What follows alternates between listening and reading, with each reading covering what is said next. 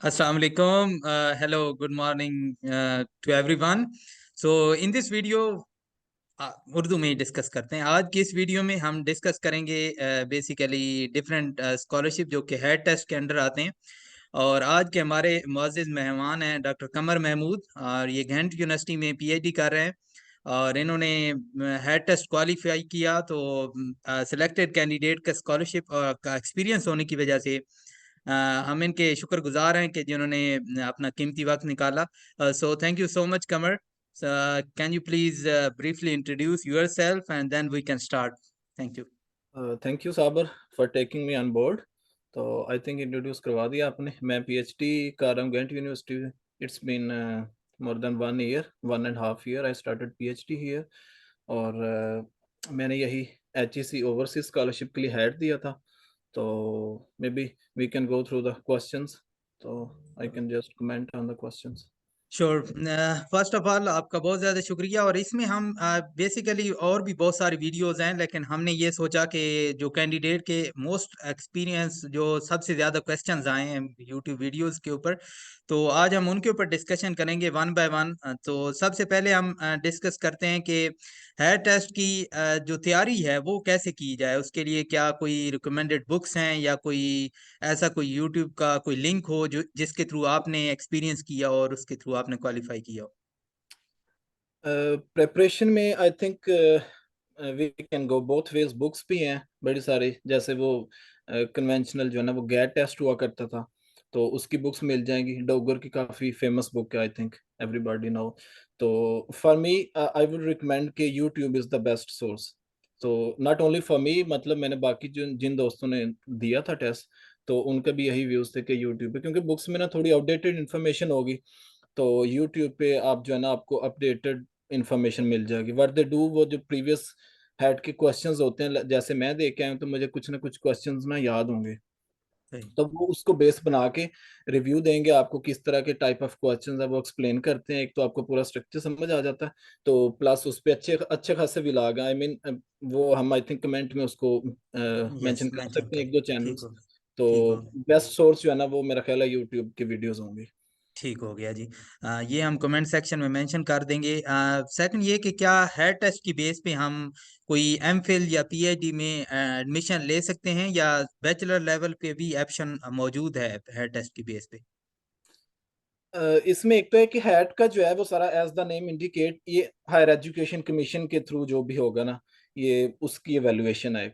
तो basically I think more more and more it's for MPhil and PhD. But कुछ जो है ना वो बैचलर के ऑप्शंस हैं, जैसे हम स्टाइपेंडियम हंगेरिकम का देखें तो उसमें अपने हायर देना है, but you can go for bachelors masters and PhD. But जैसे दूसरे कॉमनवेल्थ है वो मास्टर्स एंड पीएचडी के लिए, एचईसी ओवरसीज वो मास्टर्स पीएचडी के लिए है, फिर इसी तरह यूएस नॉलेज कॉरिडोर है वो पीएचडी के लिए है। तो I think it's more for masters and PhD, but still some options are there for bachelor students. Right. अभी स्टाइपेंडम हंगेरी कम स्कॉलरशिप भी ओपन है, तो उसकी डेडलाइन भी ऑलमोस्ट 17 जनवरी है। तो आप उसको ये ऑफ कोर्स है टेस्ट अपेयर होके आप क्वालिफाई कर सकते हैं मास्टर या वट एवर बैचलर या पीएचडी की बेस पे। तो हमारा थर्ड जो क्वेश्चन है कि क्या हम हेड टेस्ट की बेस पे स्टाइपेंडम हंगेरिकम के अलावा, जिस तरह आपने मेंशन कर दिए, ठीक हो गया, वो स्कॉलरशिप एचईसी ओवरसीज हो गया, एचईसी नॉलेज कॉरिडोर हो गया, लेकिन ये कि हेड टेस्ट क्या ईयर में कितनी दफा कंडक्ट किया जा सकता है, या हर स्कॉलरशिप की बेस पे ये डिफरेंटली कंडक्ट करती है एचईसी टेस्ट को? इसमें आई थिंक जनरली कोई शेड्यूल नहीं है एचईसी का कि दिस नंबर ऑफ टेस्ट जो है ना वो एचईसी लेगी। लेकिन नॉर्मली क्या करते हैं एचईसी के, जब भी कोई मेन कोई स्कॉलरशिप अनाउंस करना है उन्होंने, तो उससे पहले 1-2 मंथ पहले वो इसकी इसकी कॉल देते हैं। तो रफली I can say 5 to 6 times a year, may be more और लेस 5 to 6 टाइम्स हम कह सकते हैं इसमें होता है। बिल्कुल सही। और not only for foreign scholarships, I think इसमें एक तो मैंने मेंशन किया जिस तरह ये कॉमनवेल्थ के लिए स्टाइपेंडियम हंगेरिकम के लिए, यूएस पाकिस्तान नॉलेज कॉरिडोर के लिए, एचईसी ओवरसीज के लिए। तो इस इससे हटके एक इंडिजिनस स्कॉलरशिप होता है for masters and PhD in Pakistan, तो उसके लिए भी यही सेम हैट है, मतलब the complexity level that varies, लेकिन उसके लिए भी हैट टेस्ट लेती है। तो विद इन पाकिस्तान भी मतलब स्कॉलरशिप के लिए ये वैलिड है। राइट। तो सेकंड ये कि अगर हमारे पास डिग्री कंप्लीट नहीं है तो क्या स्टिल कैंडिडेट अप्लाई कर सकता है हेड टेस्ट के लिए? आई थिंक इसमें इन्होंने बड़ा क्लियरली मेंशन किया होता है, डिपेंड करता है, लेकिन जनरली एचईसी ने जो गाइडलाइंस दी होती है उसमें बड़ा ये स्पेसिफिक मेंशन होता है कि आपने आपकी जो डिग्री है ना वो before the deadline of that scholarship, and this is very general principle I think for every scholarship. तो जो एग्जैक्टली। डेडलाइन होगी स्कॉलरशिप की उससे पहले तक you should have your marksheet और डिग्री। ठीक हो गया। और हेड टेस्ट के बेसिकली डिफरेंट सेक्शंस कौन कौन से हैं, और आपको कौन सा एक्सपीरियंस हुआ कि सबसे ज्यादा टफ सेक्शन कौन सा है? एक तो इसकी आई मीन इसकी 4 कैटेगरीज हैं, देयर आर 5, लेकिन fifth category is just general, that is for religious studies या कुछ मदारस के लिए है। मेनली 4 कैटेगरीज हैं इसमें, ठीक है ना। One is for engineering, computer science, mathematics. फिर कैटेगरी 2 आ जाती है, उसमें आई थिंक बिजनेस मैनेजमेंट वाली स्टडीज हैं। फिर थर्ड में जो है ना वो लॉ सोशल साइंसेज आ जाता है। फोर्थ जो है वो मेडिकल, वेटनरी, एग्रीकल्चर, जो लाइफ साइंसेज है सारी वो इसमें आ जाती हैं। तो किस कैटेगरी का टेस्ट किस तरह का होगा इसमें थोड़ी बहुत वेरिएशन है। अगर हम स्ट्रक्चर की बात करें तो 3 पार्ट्स हैं इसके। एनालिटिकल है, क्वांटिटेटिव रीजनिंग या मैथमेटिक्स है, इसी तरह वर्बल रीजनिंग है, इंग्लिश है। तो आई थिंक इसमें 30 30 40 या 40 30 40 इस तरह से डिवीजन होती है। टोटल 100 मार्क्स का जो है ना वो पेपर है।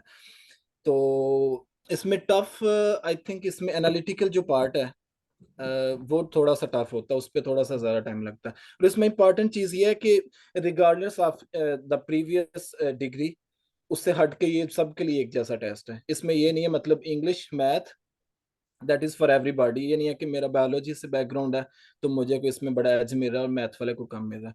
तो ये सबके लिए जो स्ट्रक्चर है वो regardless of their previous discipline वो सेम है सबके लिए। तो आई थिंक एनालिटिकल में थोड़ा सा वो टफ लगता है ज्यादातर स्टूडेंट्स को। बाकी मैथ इंग्लिश थोड़ा सा जनरल होता है, but still you can see lot of videos are there on YouTube, तो उससे आप उसकी तैयारी कर सकते हैं। और दूसरा इंपॉर्टेंट आई थिंक ये है ओवरऑल कि टाइमिंग का बहुत एक इम्पॉर्टेंट जो है ना वो इसको कंसीडर करना चाहिए।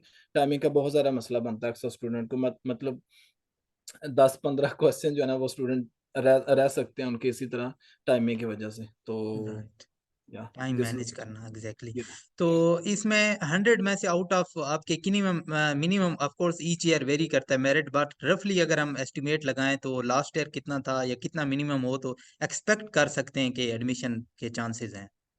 मतलब इसमें 100 में से आई थिंक के 80 to 90, 85 रफली वी कैन से, क्योंकि इसमें मेरिट बनता है एज यू मेंशनड। इसमें ये नहीं है कि आपके 80 मार्क्स आ गए हैं तो आपको स्कॉलरशिप मिल जाएगा, there is no cut off value for this.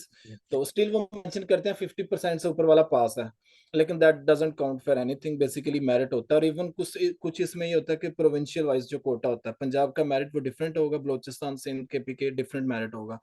तो रफली मतलब 85, 80 to 85 जो है ना वो स्कोर आउट ऑफ 100 आए तो you are on safe side. तो ये जिस तरह आपने बताया कि पंजाब में थोड़ा कैंडिडेट ज्यादा होते हैं तो कंपटीशन ज्यादा है एज कम्पेयर टू अगर कोई अदर प्रोवेंसेस में है, फॉर एग्जांपल बलूचिस्तान या सिंध, या क्या उनके मार्क्स कम हों तो क्या उनको कुछ थोड़ा बहुत चांसेस हैं कि उनके एडमिशन हों? बिल्कुल है। जैसे मैंने दिया था 2021 में, तो तब मेरिट था 70, लास्ट जो है ना मार्जिन था मेरे 70 मार्क्स थे एंड आई गॉट इट। तो तब आई थिंक बलूचिस्तान के लिए 62 63 था। तो मेरिट कैसे बनता है वो यही है कि पंजाब से अगर ज्यादा नंबर ऑफ कैंडिडेट्स होंगे ऑफ कोर्स तो वो मेरिट भी इसका ज्यादा बनेगा। तो आई थिंक लास्ट ईयर का मुझे याद है 89 समथिंग था पंजाब के लिए, और इसी तरह आई थिंक सिंध के लिए अबाउट 70, बट पंजाब का जनरली वो हाई होगा given the number of students. तो एग्जैक्टली। दूसरों के लिए हम कह सकते हैं रफली 70, पंजाब राइट। के लिए वो 80 to 85 होगा। ओके, ठीक हो गया।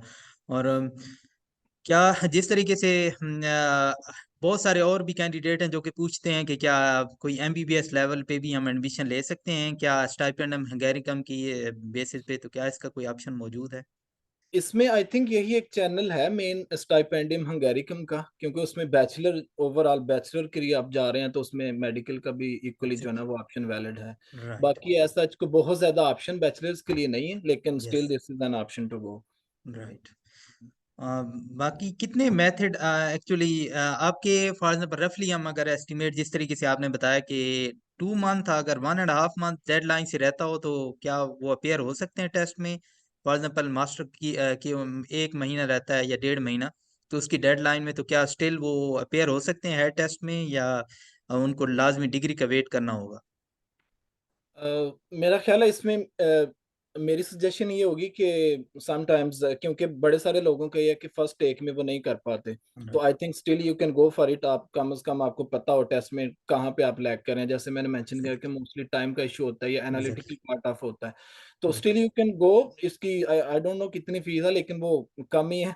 I think you can get the yes. Experience. तो यस। बाकी तो वो डिपेंड करता है स्कॉलरशिप पे, लेकिन अगर तो उन्होंने स्पेसिफिक मेंशन किया हुआ है कि डेडलाइन से पहले आपकी डिग्री कंप्लीट हो, तो that mean you should not be applying if right. If you don't have the degree in hand. तो राइट। स्टिल एक्सपीरियंस के लिए आप आई थिंक अप्लाई कर सकते हैं। It's good exactly. To go it yes. For once और twice. तो yes. बिल्कुल। ये बहुत अच्छा ऑप्शन बताया कि जिन्होंने एक्सपीरियंस करना, इवन दो अगर उनकी डिग्री में टाइम भी रहता है, क्योंकि टाइम मैनेजमेंट करना जो कि बहुत टफ है, तो आप अपेयर हूँ, अपना एक्सपीरियंस गेन करें और देन उसके बाद दोबारा से आप अपेयर हूँ एलिजिबल टेस्ट के लिए। तो क्या पाकिस्तान में भी जिस तरीके से कोई ऐसी यूनिवर्सिटीज हैं जो कि स्पेशली हेड टेस्ट की बेस पे ले लें, या स्टिल ये बेसिकली तो हम डिस्कस कर रहे हैं फॉरेन स्कॉलरशिप की बेस पे, लेकिन स्टिल अगर कोई ऑप्शन मौजूद हो तो क्या कह सकते हैं इसके बारे में एज इसमें सच? आई थिंक इंडिजिनस स्कॉलरशिप जो है ना एचईसी का, तो वही एक सुटेबल ऑप्शन है for right. Masters and PhD. उससे हटके आई डोंट थिंक सो कि कोई ऐसा ऑप्शन है। ठीक। तो बाकी मेनली ये फॉरेन के लिए ही है। ठीक हो गया। बाकी ये तो जनरल क्वेश्चन से जो कि मेरे माइंड में आए, आप क्या सजेस्ट करेंगे कोई और इसके अलावा आपके माइंड में आज ऐसा क्वेश्चन आता हो जो कि, या जो आपने फेस किया हो? एक तो इसमें मतलब हम इसकी सारी the idea of this video I think is to give information, तो हमें को जो इसके डाउन मेरिट्स हैं कुछ एग्जैक्टली, श्योर श्योर। स्पेशली मैं वो भी आई थिंक बताना चाहूंगा। तो यस एक यस तो yes, most important. Yes, I I got your point के मोस्टली ये क्वेश्चंस होता है कि जब हेड टेस्ट कर लेते हैं तो जब आप इवन स्कॉलरशिप भी सिक्योर कर लेते हैं, तो फिर उसके बाद आपके लिए क्या कोई एचईसी कंट्रैक्ट बॉन्ड या कोई साइन भी करती है, यस यस। सो या यही ओके ओके, इसके पॉइंट बारे मेरे में? माइंड में है। तो इसमें जी। यह है कि एचईसी के थ्रू आप जो भी स्कॉलरशिप है, जैसे स्टाइपेंडियम हंगेरिकम हो या कॉमनवेल्थ हो, तो इनमें आई थिंक फंडिंग आपकी जो है ना वो एचईसी डायरेक्टली नहीं कर रहा आपको पे, आपको फॉरेन जो होस्ट कंट्री है वो पे कर रहा है। तो स्टिल उसमें जितने भी स्कॉलरशिप है ना एचईसी के थ्रू, तो आपको जो है ना वो टर्म्स एंड कंडीशन का पूरा बंडल साइन करना होगा।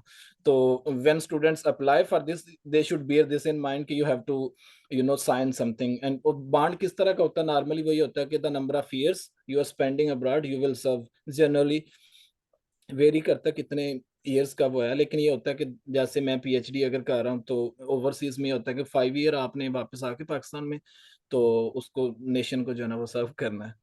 तो दूसरा दूसरा थोड़ा issue I think, if HEC is paying to you, तो उसमें ये भी होता है कि स्टाइपेंड को बड़ा रेगुलर नहीं आ रहा होता आपको हर मंथ में।